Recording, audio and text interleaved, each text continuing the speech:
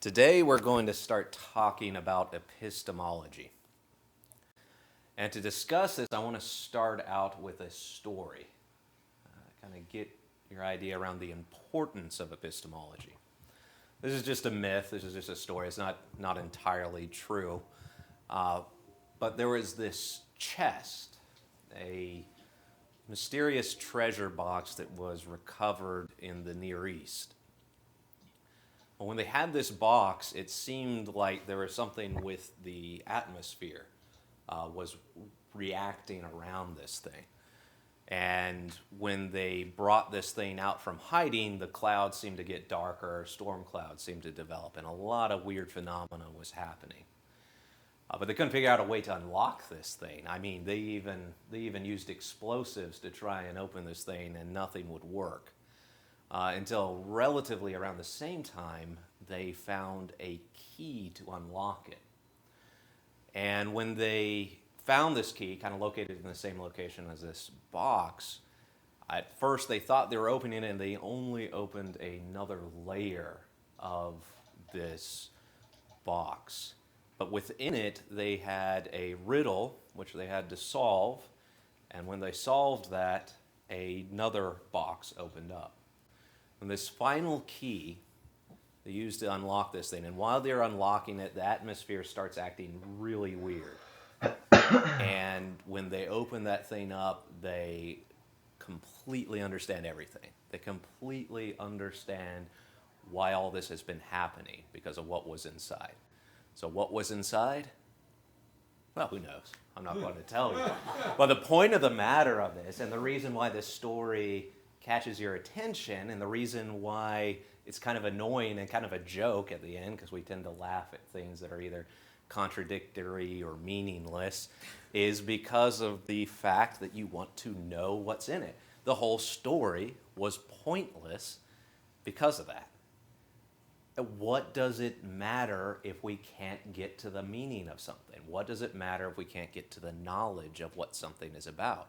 It doesn't even really matter to us, at least, if the thing even exists, if we have no idea what the thing is, or if we have no clue whatsoever of the thing to even think about it. So the important thing about epistemology is it is exactly about this subject. It is the study of knowledge. Epistemology is the study of knowledge. Just an interesting fact, the etymology comes from episteme logos. Episteme logos.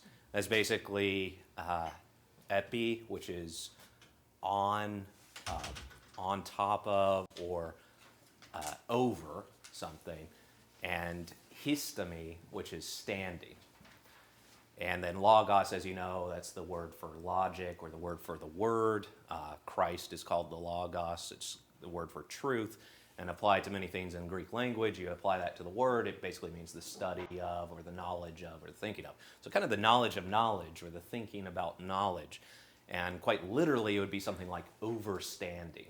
The study of overstanding, what we probably get understanding from, kind of the basis of where you start out from something, a knowledge and understanding. The English translation of episteme is probably understanding. That's probably where you get the word understanding from, is from episteme. Another thing just for the word knowledge, why it's spelled so funny in the English language, gnosis, kenosis, is from gnosis, which is just the Greek word for knowledge. So that's epistemology. It's the study of knowledge. And before we get into kind of the subject matter of it, I want to discuss more importance of this thing. If that story didn't catch your attention, I have a true story to tell you about history in this. Throughout the entire history of philosophy, nothing has probably caused more effect in society than this subject. And this particularly became problematic in Western society, probably starting in the 14th century. Before that time, epistemology wasn't really the primary study of any of the sciences or any of philosophy. It was ontology or metaphysics, the study of simply reality. Starting around the 14th century, there became a shift in the academies and in the church universities into epistemology. And it came from a very old problem that kind of resurfaced. And I'm not going to get into the controversial reasons of why this might have resurfaced. There's various camps, particularly in the Catholic Church, that kind of battle this one out as the cause of modern skepticism and all the modern academic problems that kind of arose from epistemology. But suffice it to say, by the time René Descartes comes around, there is a crisis of skepticism. Because we started to ask this question of what is knowledge and how do we know things because of some issues that arose. Yeah, Christine. For those of us who failed history, can you give us a timeline of like when this came to be, when Descartes was, and then when Protestant? Yeah, so the 1300s, 14th century would be around the 1300s. This would be immediately after Thomas Aquinas, around that time period. What's happening in Europe at this point, this is post some of the major crusades, a lot of Aristotle is coming into the West. Now, there's a lot already there. It shouldn't be overemphasized that somehow they rediscovered all of Aristotle from the East, from their crusades or something like that. It's not entirely true. But some works are coming in, and they're actually coming particularly from Muslim Spain. The new works that are coming in, and they're being translated. They kind of have a heyday of intellectualism in the universities, and Aristotle's the new big thing. And his shift in epistemology is more focused on the senses.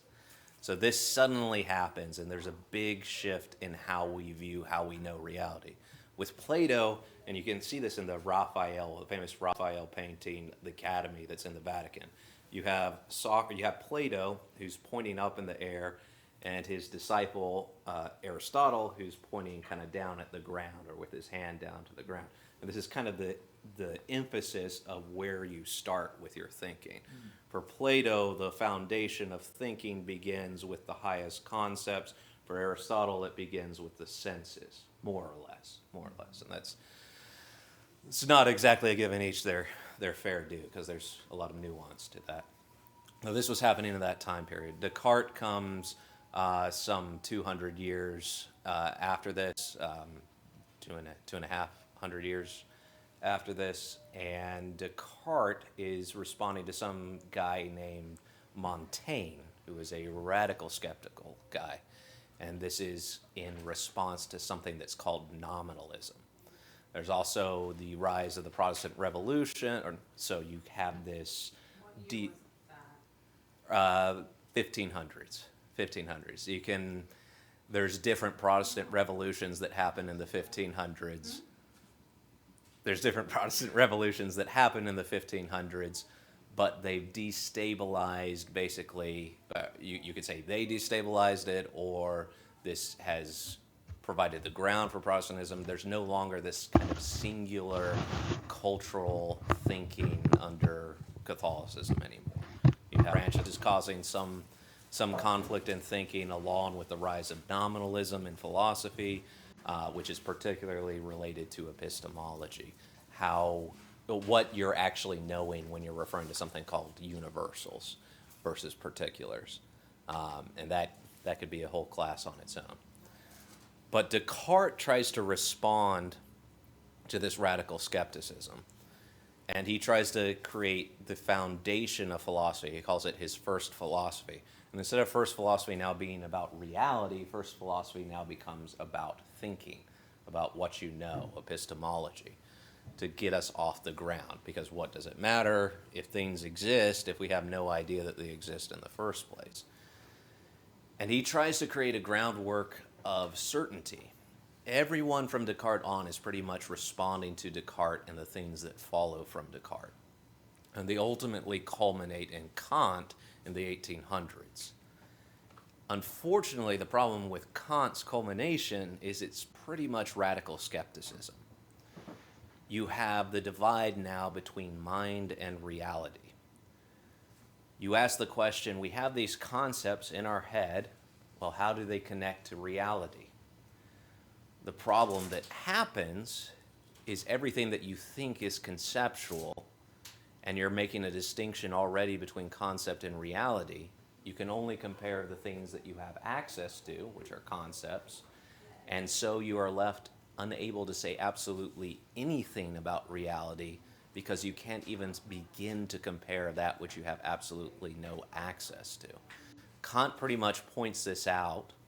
It was pointed out before him, but he's famous for it, the phenomena-noumena divide, you might call it the mind-reality divide, and we're stuck in the mind. From Kant on, philosophy takes a turn to post-modernity, which is a focus on the will. Since we can't know anything or not know, or hardly know anything, then we're stuck with the will. So you get stuff like Nietzsche, you get stuff like Kierkegaard, and so they have good things to say too. But you're leading more and more to the focus on the subjective self, the individual subjective self, and this idea that you can't really ultimately get to truth. And this is all kind of rooted in this problem of epistemology. So this whole system might be somewhat responsible for the rise of almost all the philosophical problems that we have seen in the last 600, 500 years. So, with that said, let's take a look at it. So there's difficulties that epistemology raises. And these are different subjects that are often discussed when you're talking about epistemology, the study of knowledge. One of them is, can we think of that which is false? You know, initially you want to say with common sense that obviously people have false ideas. But when you think about it a little bit more clearly, what does false mean? Anybody have an idea? Not in reality. Right. Not at all.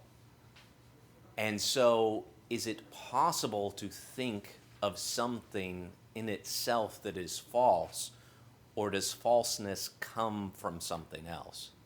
Does it come from a combination of things? To give you an example of something that is false by definition, a four-sided triangle. It's literally something that cannot be in the mind.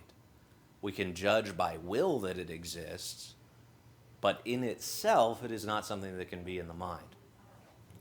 Plato dedicates a whole work to this question of how we get to error. Because every answer that we seem to be able to give of how we think of error results in some contradiction, like thinking about nothing, or the cause of error is literally nothing. Problems like this. That we mistake knowledge for ignorance. And that's the theaetetus. One of the next things that we can think about is teaching by questioning. And this is also from Plato originally in a work called the Meno. And there he demonstrates through a boy, he demonstrates how he can teach the child geometry. And the child himself can come up with these axioms of geometry without Plato ever, or Socrates in this case, his character, ever actually showing him it. So if that's the case, it seems like humanity has access to some sort of reality that's beyond the senses in order to know things. And there's various theories posited for this by Plato of perhaps a sort of remembering or some access of the mind to the forms. But this is just another difficulty that can arise. The other thing that arises is a question of how do we know things in time and space and motion. There's a famous Heraclitus problem. You can never step into the same river twice because the river is constantly in a state of flux. If something's always in a state of flux and knowledge regards that which is, then are we ever saying anything about anything? Because the second we seem to be able to say something about it, it's somewhat different. So how is it that we can know things when it seems just about everything in reality is in some state of flux? How do you reconcile those two things? Other thing is the idea of the infinite. We seem to be able to judge by the infinite, to think about the infinite, and yet the infinite is infinite. But everything that we see, everything that we observe, everything that we touch, smell, taste, everything is finite. And it's insufficient reason to go from the finite to the infinite. No matter how many finite things you add together, you can never get to the infinite. So how is it that we can talk or even think about the infinite? It seems like an idea that we shouldn't even have an idea of, because everything that we experience seems to be finite. Another thing is, what is a concept? Is there such a thing as a concept? The other thing, finally, is knowledge. And knowledge is what we will be dealing with for the rest of this lecture. What it is, how we get there, and do we even have it in the first place? So, what is knowledge? Does anybody have any ideas? If you could give a definition of knowledge, what would you say it is? Experience? Information about a subject? Now, with experience, could you have experiences that are deceptive? Yes. Okay. Now, would those lead you to ignorance, or would those lead you to knowledge if they were deceptive? It would lead you to ignorance, but, yeah. Well, even, it could do both.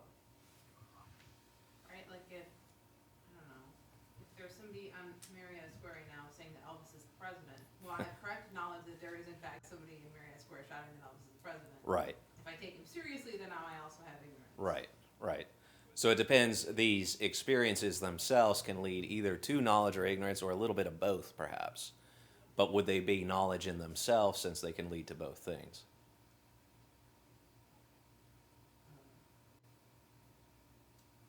I don't know. And as with information, could you have information that you were wrong about? Yes. And would knowledge ever be wrong? Could knowledge be wrong? So we got at least one thing. Knowledge is certain. One characteristic of knowledge is certainty. So, yeah. But if you had bad information, wouldn't that be misinformation? That wouldn't be you weren't truly informed. That could be, yeah, yeah. Relation with knowledge. You gotta consider the source. Right. You got to consider the source, and could you have information that somebody was not aware of? Yes. Now, do you need awareness to be knowledgeful of something, to have knowledge of something? In other words, could you have information stored that somebody didn't know? So information might be raw data that could be translated into knowledge by becoming aware of it, right? Yeah. Right. But it wouldn't be knowledge in itself, right? Right. So let's just look at knowledge real quick, and I'm going to follow what is from the Theaetetus, which is one of Plato's works. And he goes from a real basic idea that is pretty much laughably false to something which is almost commonly accepted as a very good definition of knowledge. Ultimately, however, I'm going to reject that definition. But let's look at belief. It's the first thing that's proposed as knowledge, that belief and knowledge are one in the same.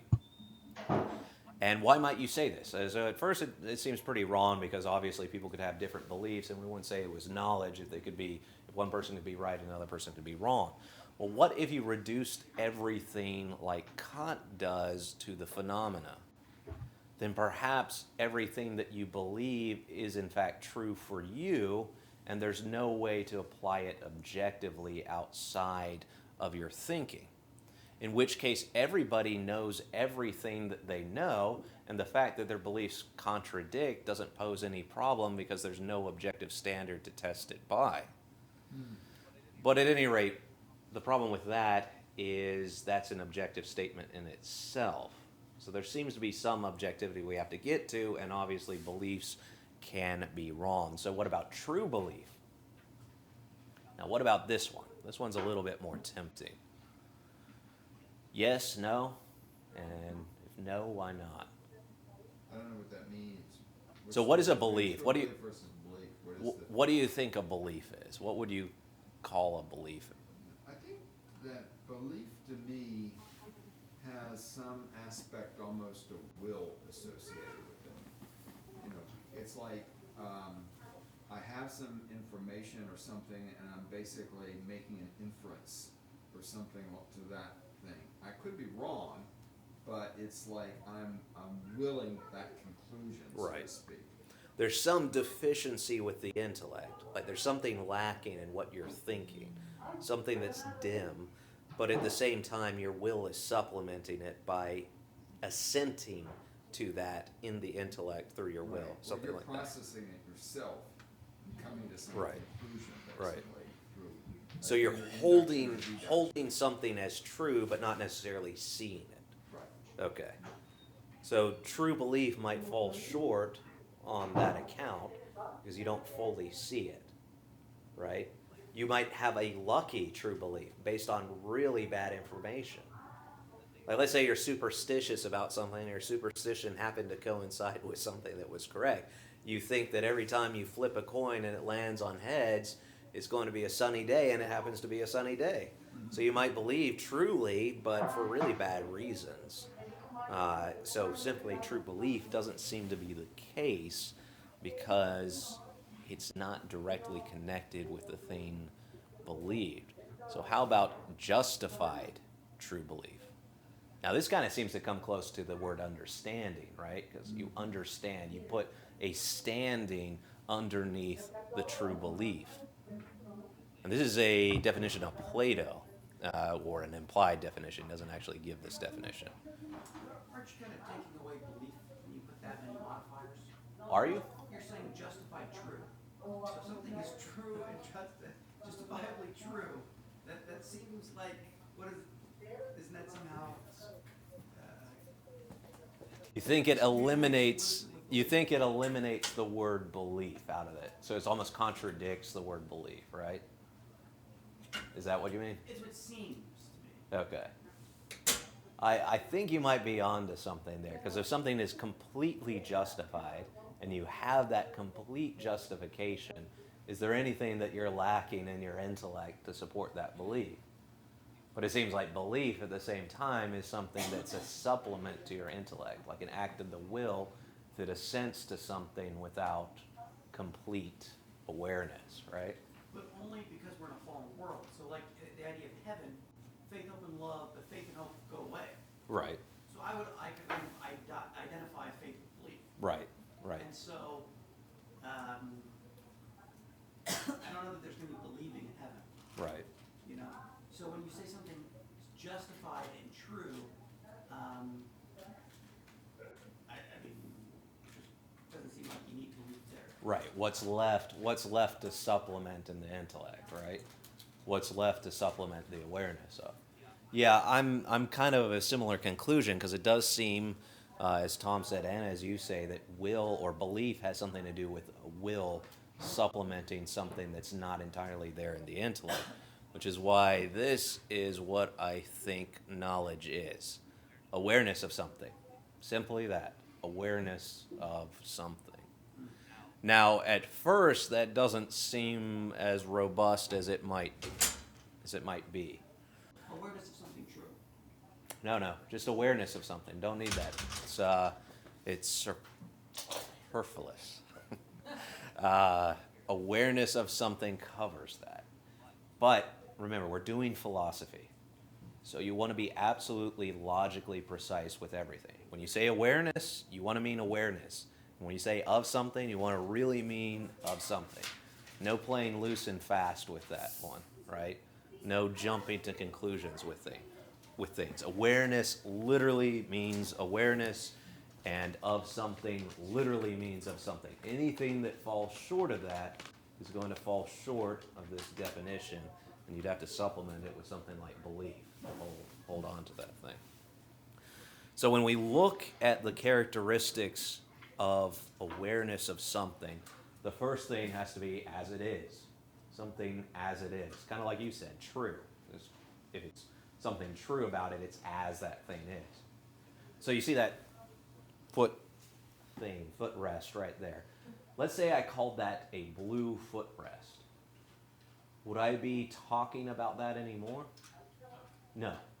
In a way, I might be talking about it because it's a footrest, but there's an aspect of it that's not as it is. And to get to that conclusion, obviously, I wouldn't be fully aware of that thing as it is. So one characteristic of this definition of knowledge is that awareness of something has to be as it is, completely as it is.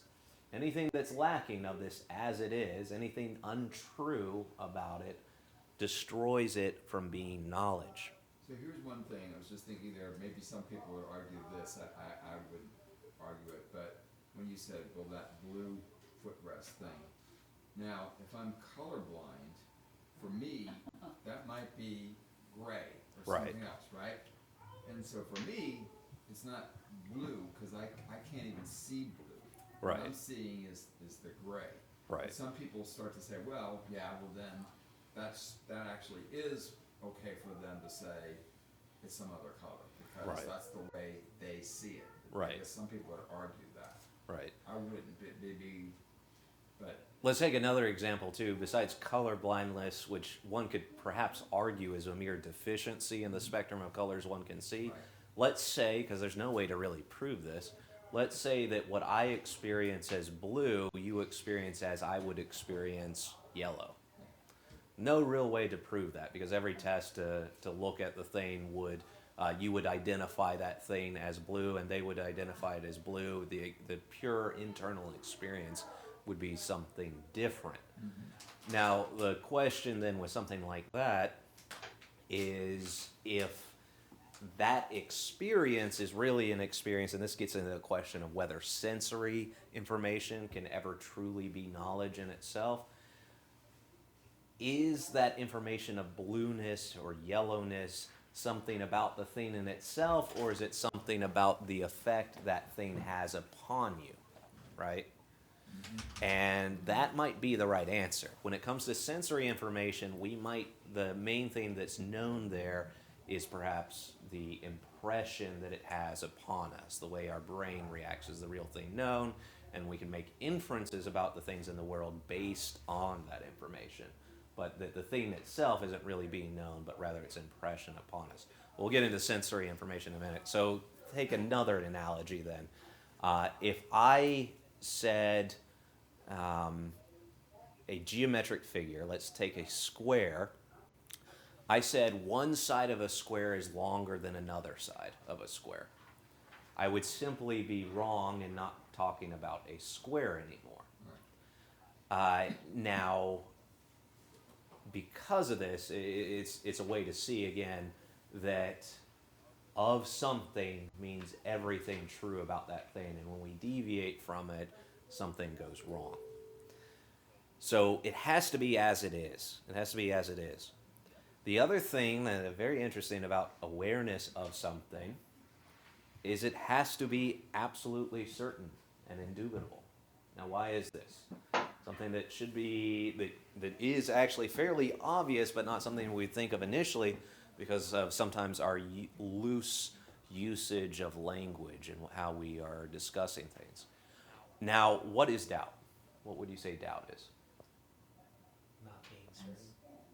Not being, absence of certainty. Can doubt arise when you are completely aware of something? If you're lacking no awareness of something, right? Because doubt only arises in a lack of awareness. So if we have awareness, and not partial awareness, but simply awareness of something, then it is impossible to have doubt about that thing. Doubt arises in the shadow. It arises in ignorance. There has to be some sort of absence of knowledge in order to come to doubt. So awareness of something has to be absolutely certain. It's indubitable.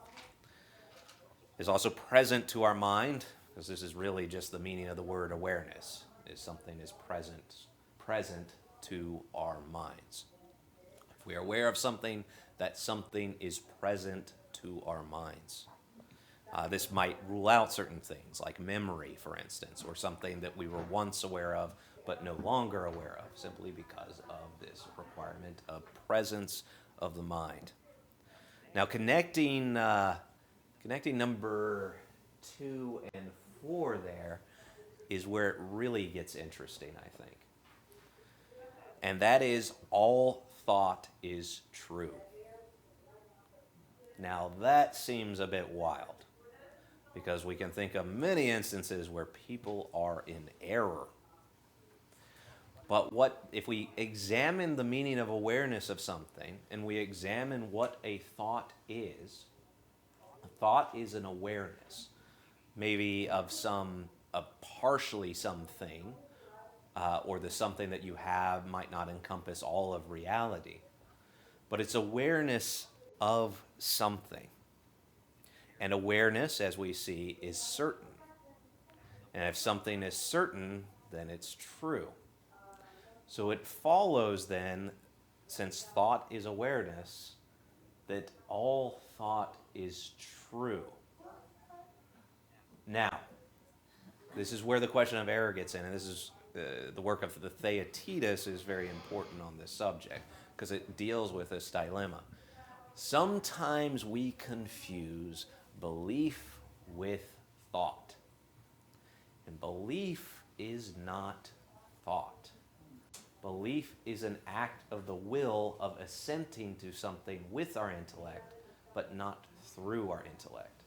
In fact, the very reason why we have to believe something when we don't know it in order to act upon that thing is because it is not fully present to our intellect. So the error arises in the will, not in the thought.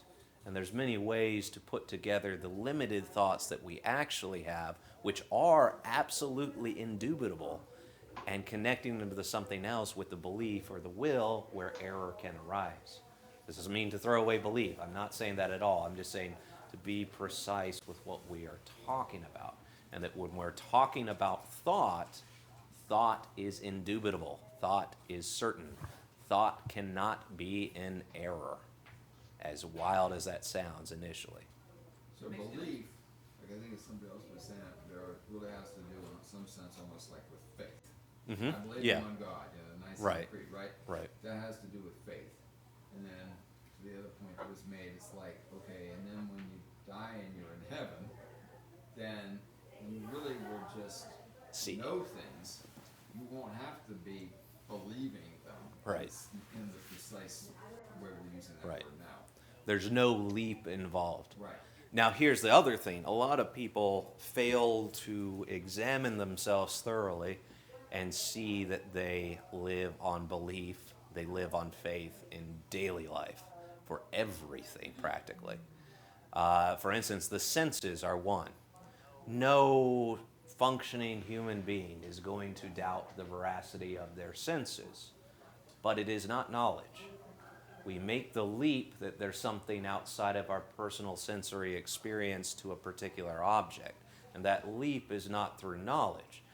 If you want to think about it more clearly and see how obvious this is, I recommend reading Descartes' work and applying strong doubt and seeing if you can overcome that doubt with awareness, with knowledge. He was, I think, therefore I am.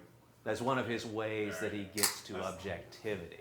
But it's just objectivity. Ultimately, Descartes will say, well, the senses aren't really something we can fully know. We use them, and only a madman wouldn't use them, but they aren't really fully knowledge. The truer things of knowledge are things like logic, he would say. God's existence, he would say. Those are the things of certain knowledge, and these lesser things that build off of it, like the natural sciences, are very high up there compared to a lot of things that we hold, but ultimately not truly knowledge. Plato would say the same thing. Yeah. Is that why all thought is true? Is because it's a subjective thing?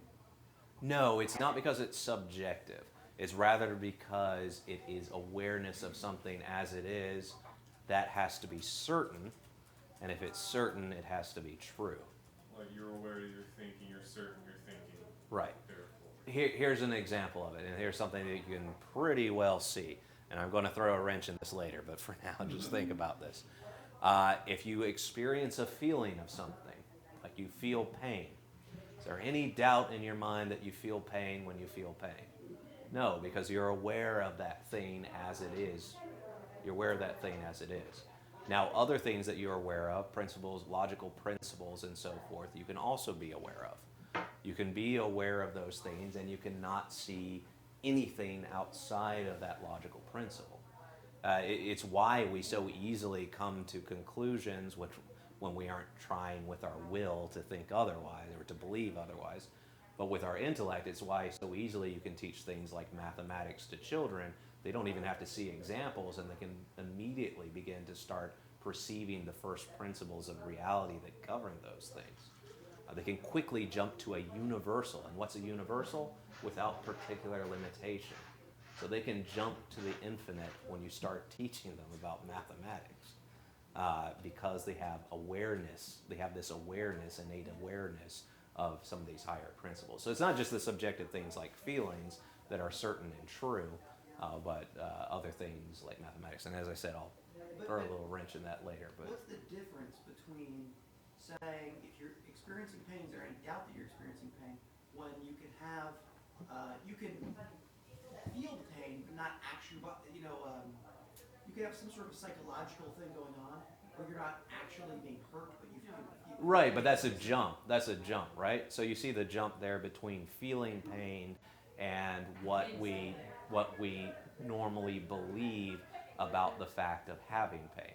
We normally believe, probably based on decent evidence, but just evidence, not sufficient reason, that when we have pain, generally something is affecting our body, right? Generally something negative is affecting our body on top of that. And even then you have cases of phantom pain. Right. It's not certain.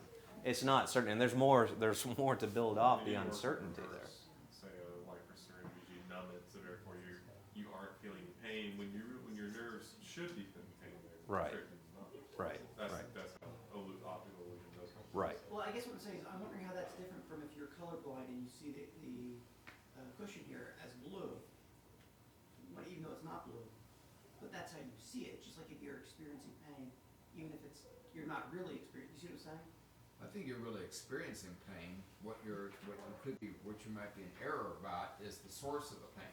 Right. Well, there's But a just difference. like you're Yeah. experiencing this as blue, even if it's not blue, Yeah. you are experiencing it as blue, Right. right? Yeah. But it is blue and it looks blue are two different planes. Right.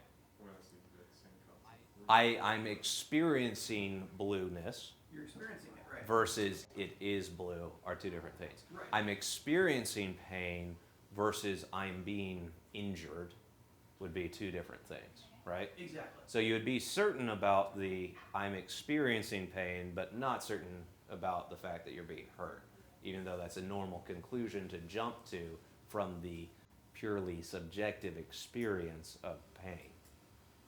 Right? So do you see the difference between those two? I think I missed you on that last part. So I think what you might be doing, and correct me if I'm wrong, is equivocating on the word pain. You're using two definitions for the same word. In one instance, you're talking about a feeling, pure subjective feeling, detached from anything material, just an experience internal, a bad experience, basically, you might call it. Versus pain, which means that you are somehow internally injured or that your body's injured. Those being two different things, let's just call that one, the injured one, hurt, and the other one, pain. You're certain about pain, you aren't necessarily going to be certain about being hurt. And where would that, like, where would be the difference in where those lie? The difference would be the awareness. One's intellect, one's in the will? One's more in the will. There are a little bit of both. There's a little aspects of the intellect that you get to get that judgment. It wasn't a pure arbitrary, I'm going to will that means I'm hurt. No, there's little bits of awareness here and there that have led you to conclude complete awareness. It's only partial awareness. It's an intellect that's been injured by a bad will, perhaps. I don't know. Maybe. I mean, let's pretend I never said that. Keep going. Okay. I have a question. Yeah. If I can get it out. Yes. So the thought, like, okay, so all thought is true. Thought awareness is it like implying that there's no like conscious control of the thought? Is that like kind of what makes it true, or is it just it's just? It's not subject. Because it just kind of happens, and that's why a thought is always true. Right. Or aware or whatever. I think you are getting to something in the fact that if something is true, it really can't come from us. Right, yeah. So you're asking if the thought is In that way, it's independent of passive. the cognition. Hmm? I think she's asking if the thought is independent of the cognition. I'm just, is that what makes it true, is that there's a complete lack of, I guess, cognition or like any kind of conscious will on our part? At least that might be a reason, and the reason why I would say that might be a reason is because truth itself, which we'll get to, cannot actually be found in us. Okay. So in that sense, yeah, we don't produce it. The will's not involved. Because the truth is only true no matter what you think of it. Right. In that sense. Whether But you think of it. the basic syllogism that I'm getting at is awareness means that there is no doubt in something. No doubt in something means it's certain. If something is certain, it means it's infallibly true. And since awareness leads to that conclusion, then any awareness, and thought is awareness, it follows then that all thought is absolutely true. So that's the only syllogism, that's the only argument I'm making. There's probably other reasons to hold to that too, and I'm thinking there might be something to the idea that we can't produce truth. And that's another reason why it might be certain. So how can we know things? So given what knowledge is, awareness of something, and all those characteristics that follow from it, namely that it is as it is, it's certain, it's present to the mind, and all thought and concept are true, let's examine some possibilities of how we can know things. Testimony. Now, when I go through all these lists, don't think that I'm saying you can't get anything from these things. These things can be crucially important. I'm just saying when we're trying to strictly look at where knowledge is and where we can acquire it from, we need to be careful. So testimony, would that work? No, No, why not? could be false. Well, it could be false, absolutely. People's recollections are a lot of times actually involve inferences that they're making as Right. opposed to what they really experienced or just what they saw. Right. Now, what's another thing? So, doubtability is something that you can apply across the board to see if this is where knowledge could lie, since knowledge has to be indubitable. It has to be without doubt. It has to be certain. So, testimony, it cannot be in testimony. What's another reason why testimony doesn't work? Another reason is because testimony relies on a shared awareness of something. When somebody states something, they're using language. Language is absolutely meaningless if not for the meaning that you all share with that thing. So there's a sense, a shared knowledge that testimony allows you to get to the truth with. But it hasn't produced the knowledge, it has simply directed your knowledge to a particular thing. It also can provide evidence on things when you already know how certain things in the world function. So if you generally accept that if something happens in the empirical world and somebody has eyes there and sees it, and if they are telling the truth, then that thing actually happened, well, then testimony can help you there. This is why it's so useful in court settings. Also, a lot of our religion relies on testimony and testing the validity of the claims. You can detect certain patterns when somebody would be truthful and not truthful, when it becomes pretty much absurd to think somebody would be telling a lie based on certain circumstances. So testimony can certainly get us to the truth, but it's definitely not where knowledge lies. So how about memory? It's a problem with memory. Degrades over time. It's not immediately present to the mind unless you recollect it, and when you recollect it, it's typically not a complete awareness, but a partial one. And even then you can replace the memory with a false memory. You could do that too, yeah, it's dubitable. I don't even think you need to have a second category. Remember goes with testimony. Testimony is based on memory. Well, testimony can, that's just. That's a true, testimony yeah. for one person, like you could have almost like, I mean, this is more just like evidence, but testimony is like evidence of like video evidence, like that can be tampered. Right, Especially with digital technology nowadays. right, If you're still going with the court analogy. right. Passage of time, right? It's not as it is, it's as it was. But knowledge concerns something as it is. But that you brought up a good point, Austin. A basic logical principle: an effect cannot have more than its cause. So if knowledge is not to be found in testimony, then certainly it cannot be found in memory. Yeah. What about the senses? Seeing is believing. Those are the biggest liars. Yeah, they're pretty.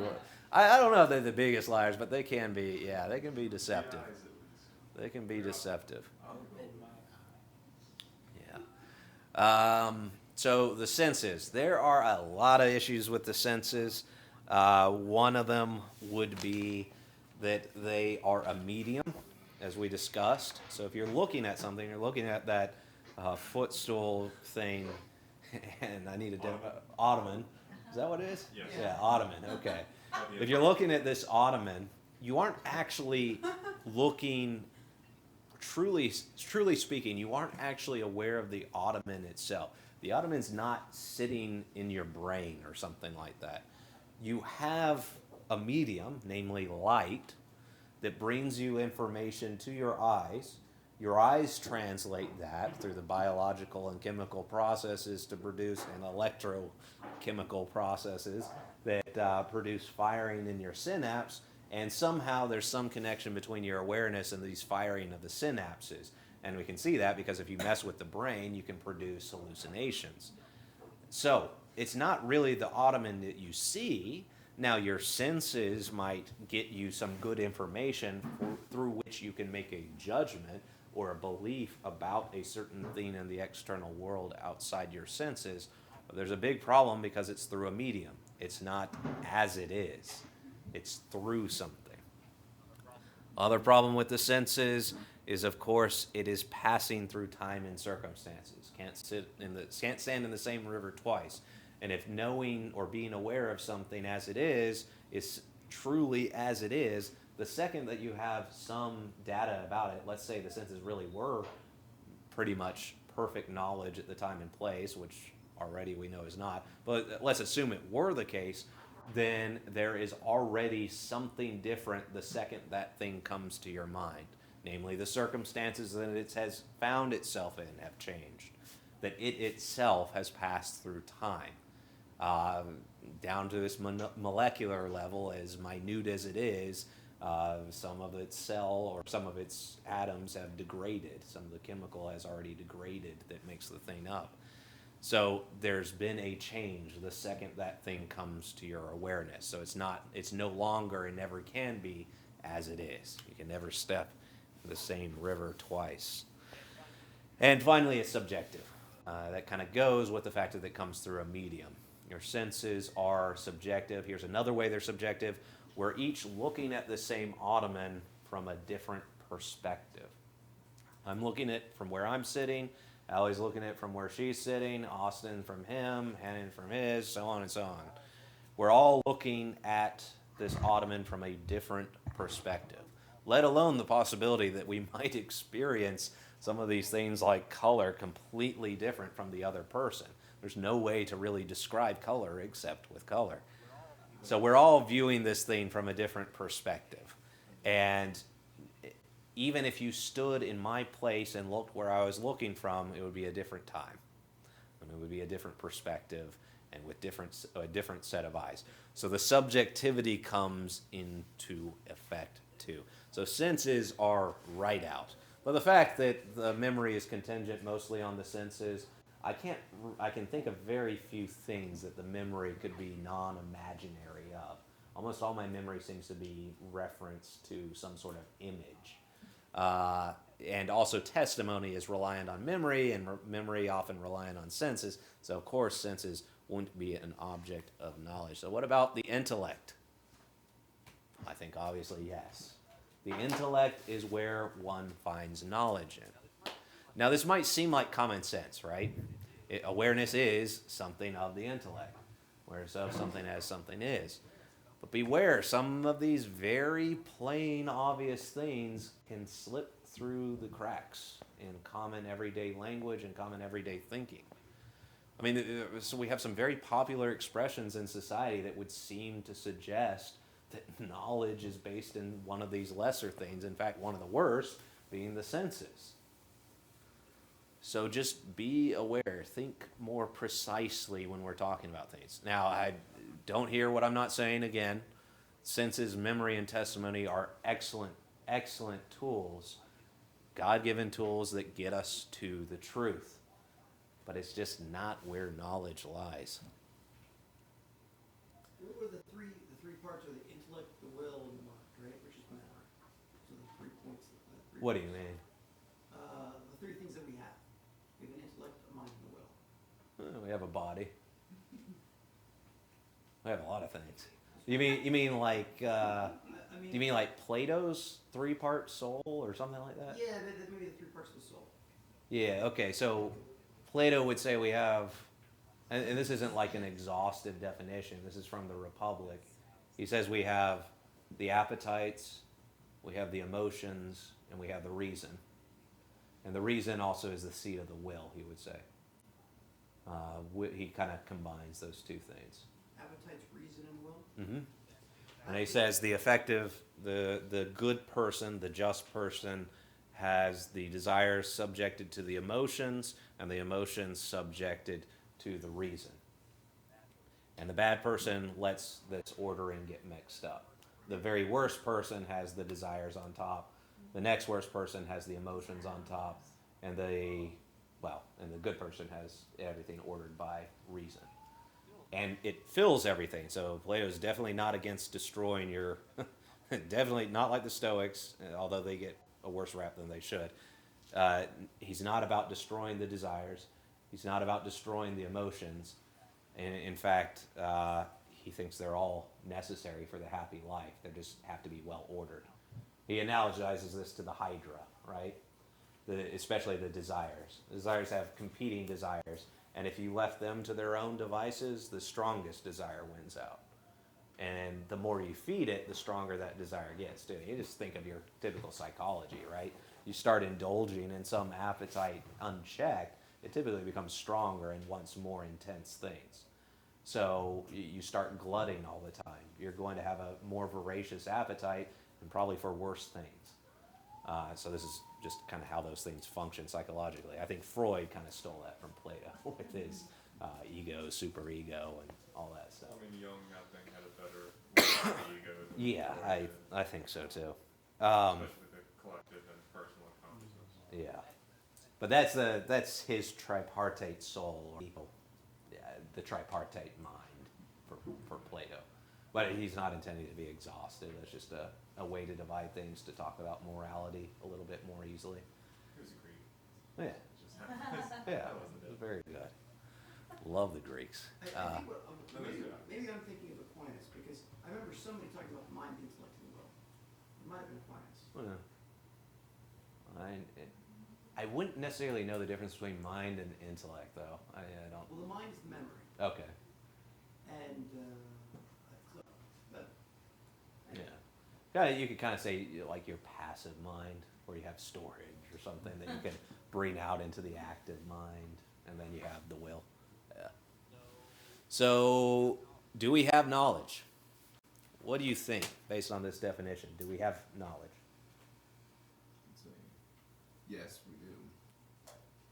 But it's more at that logical level. Mm-hmm. I think if we have any knowledge, it's that. It's at the logical level, and it's at the purely experiential level. and we're saying imperfect, we're talking about imperfect knowledge, right? No, just knowledge in general. Not imperfect. If it's imperfect, then it's not knowledge in some way, because imperfect means incomplete, right? Because then I'd Or have to lacking. say, because we don't have any perfect knowledge, so I'd say we probably don't have knowledge. Well, That's what I would say. the reason why I'm going to say no, we do not, is because of the question of what underlies every single thought. We'll get into that here at the end. This is the real treasure box that I'll open, and you won't be disappointed this time, because there's actually going to be something in it. So, we'll get to that here at Is the this end. what she says, like negative thinking and everything before Christmas? What? What? I remember you saying there's like a dark subject we're gonna do that's kind of pressing or something. I got that just in time. Well, I said this one's hard. I said this one's hard, and My senses. this can be a very complex subject to deal with, epistemology. In all of Plato's works, for instance, I find the epistemological works to be the most difficult to read and understand. But I'm going to say no, because I think every single thought we have, there seems to be some deficiency in. And I'm even going to say that with our logical statements. I'll give away a little bit right now. When I say anything or think anything in my mind, it's all contingent on being. It's all contingent on these concepts that are stuck in every single thought, including my own experience. The fact that these things exist. And when I examine that word existence, I seem to be at a little bit of a loss. I seem to kind of like be partially aware of it. So, assuming that it's no, and we can kind of debate a little bit of this at the end, whether we have it or not. Assuming that it's no, there are several paradoxes that seem to come up. For one, we definitely seem to have some thoughts, and thoughts are awareness. And awareness of something as it is. So we do seem to have some thought, and yet our thoughts seem to be deficient. Another paradox is, how do I truly say things like I have no knowledge if it's not based in knowledge? Like, it seems that would be the one thing I know, as Socrates says, well, there's at least one thing I know, that I know nothing. But that would be knowledge. Isn't that a statement of belief, though? He started from a statement of belief. So really, life is more about belief than we realize. It's all about belief. And that's my conclusion. Thanks for giving it away. That's my conclusion. Yeah, but You're leading me to witness. So how can we say things like I have no knowledge? How can I make true judgment? No. I'm happy you did that. And likewise, we seem to have some degree of thought and some degree of awareness. We wouldn't say we're totally ignorant, because we are aware of something, partially at least. We're between a state of awareness and ignorance. This is where we find ourselves. And interestingly enough, it's also where we find ourselves in ontology, in metaphysics, in the study of reality, right? We find ourselves between existence and non-existence. I exist here, I don't exist here. Hence, I'm lacking in some existence.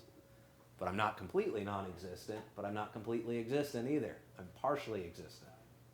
Likewise, we partially know, or we're partially aware. We're in between knowledge and ignorance. So being that is where we're at, how do we function in society? How do we function in reality? And the answer is, Austin, it's belief. And the more it's based in awareness, the better, or the more certain it is, right? The more it's based in awareness. And given that we know where awareness lies fundamentally, namely the intellect, where do we proceed from? Do we proceed from the senses, or do we proceed from first principles of logic? Probably from the first principles of logic, at least if we're founding ourselves in awareness, right? Would you say that this is interesting, because I feel like this is a little bit of what I'm embarrassed to say, what I was talking about the last time we were together, which is sometimes I feel like I'm operating so much based on pragmatism, which would be not belief, right? It would, and would that Well, it probably is belief. Most of pragmatism is a type of belief, yeah. I mean, some of it's not. So here's three things to get around, right? Besides just conscious belief and judgment, right? You also have processing of the brain. The brain's going to process and bring certain things to your awareness. It's going to help you with survival generally. You smell a certain thing. That's going to bring certain other thoughts just by the effect of your brain on your neurology. It's going to bring other thoughts to mind.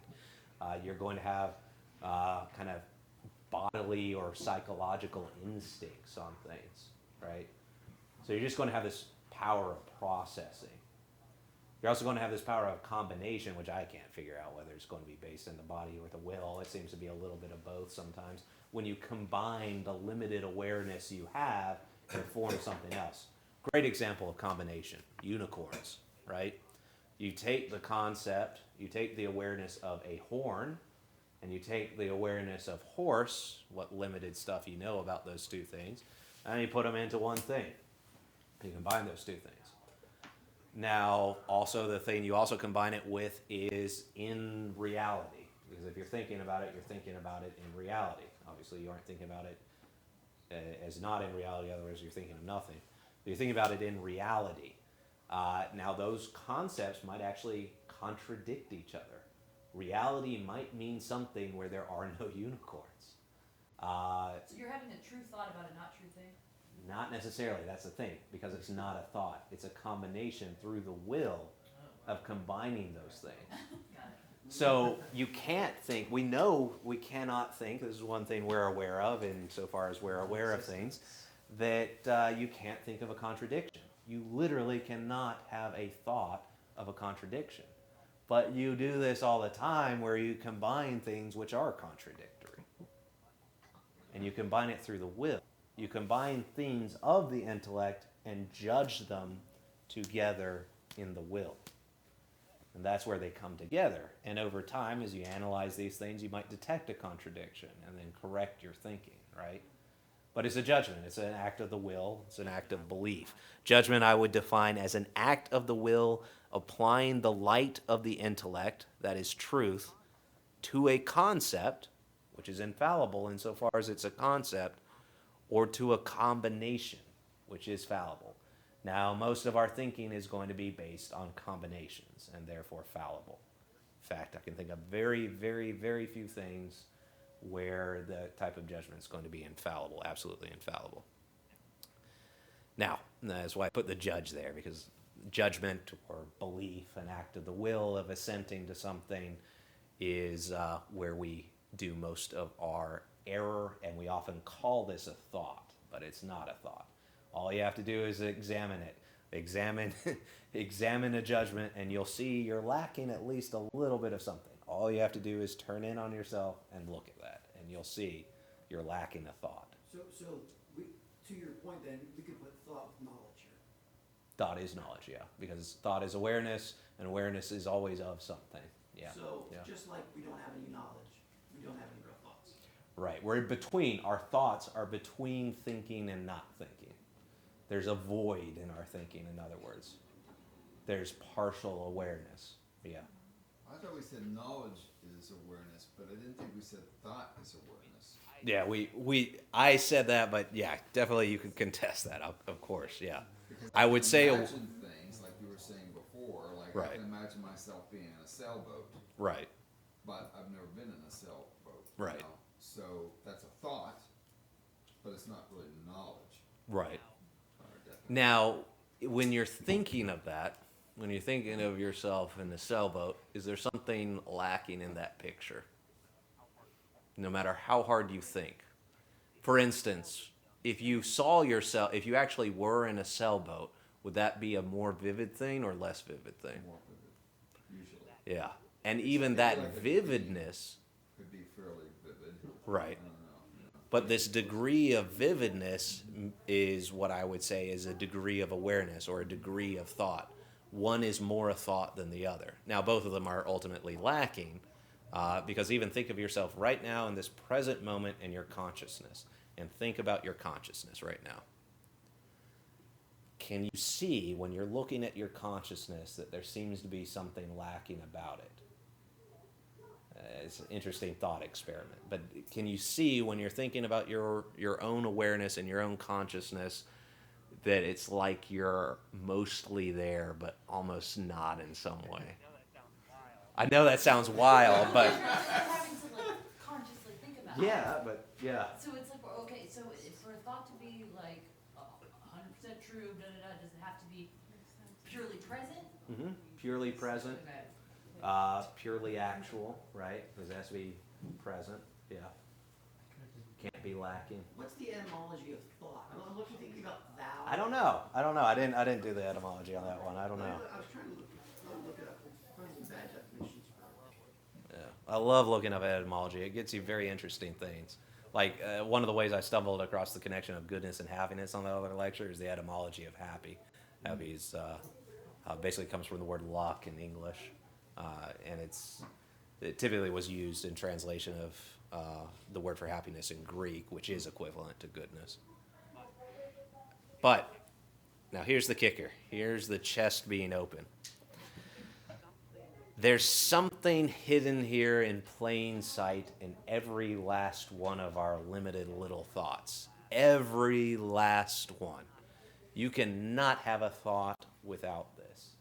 This is also why I'm ultimately saying there is no knowledge ultimately, that we're in between knowledge and non-knowledge, that we're existence. We exist. Exactly.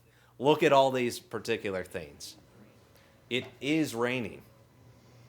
Think of human nature, an abstract nature that's universal across several human beings, across all human beings. Think of the term necessity. There's another interesting one. Think of objectivity. What does objectivity mean? It means applies to all places, times, unrestricted, uncontingent. It applies across subjects. It has no limitation to its truth once it's objective. Now, what do all these things have in common? Where's this idea of is, this idea of existence, universality, necessity, non-subjectivity to be found? How about us? Are we absolutely necessary? Do we have perfect existence, isness, being? We're in between as well. We're in between. I love it. So you can't find this in your mind. This isn't a creature in us, right? Because all creatures are contingent in some way, limited in some way, lacking in some way, right? So all awareness is subject to universality, isness, necessity, objectivity. Yet we lack awareness of this isness, this being, this existence. But it structures and underlines every last thought that we have. We cannot think of something without existence. And yet we know little about that term existence and can't find existence fully in ourselves. But it underlines every last single thought that we have. Every last one. You cannot have any consciousness without this idea into a thought. As simple, think of the simplest thing, like there is a squirrel running out there. You're bringing the concept of existence and isness to that thing. And it's a universal concept because it's an objective claim. You aren't claiming that that at some point that might be true, but rather at all times, all places, it was true at this particular, or it is true that at that particular point in time, there was a squirrel running across there in that judgment. You're bringing to play this absolute infinity of meaning. So by an analogy, the light of the world or our mind, this is the light of the world or our minds. It's what makes everything understandable. It's what brings it into an objective thing. It allows us to step in that river and take a piece and time out of it and bring it into the infinite eternal. Without that, you can't get to the present because the present is eternal. The present is unchanging. Yet everything we do is taken out of time and space. So we abstract it. We universalize the particular. We cannot know anything until we are aware of that light, but we only indirectly see it reflected in our minds in reality. We see it through a mirror darkly. We don't see it face to face. But we have some limited idea, and we use it in all our judgment. But if we turn our minds to this light of our intellect, we're dumbfounded. You try and describe existence without existence. You can't do anything about it. It's not a definable term. It's not limitable. We only get a grasp of it. We look at things and we might kind of analogize. We see existence kind of reflected in every particular thing, and we can kind of come up with an analogy of that light, but we don't see it face to face. Hence, all of our awareness is tainted by this deficiency, but not completely, because we do see it through a mirror darkly. we do partially see this thing. And what is this thing? What is this is? God. Remember, what does being mean? It means the infinite. It means the I am who am. It's existence itself. So in every last thought, we find God. You cannot have a thought without God, and nothing brings yourself to awareness except through his light. The true light which enlightens everyone, the light of the world, hidden in every last thought from the very beginning of our lives in the world. And that is what I will conclude with for epistemology.